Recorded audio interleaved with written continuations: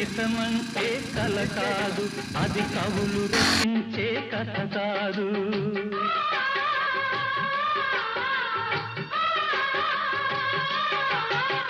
జీవితమంటే కల కాదు, అది కవులు రచించే కథ కాదు.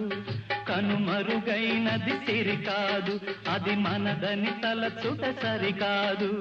కుడి ఎడమైతే పొరపాటు లేదను నానుడి సత్యం కాదు, ఇది అందరికి అర్థం కాదు. ఓ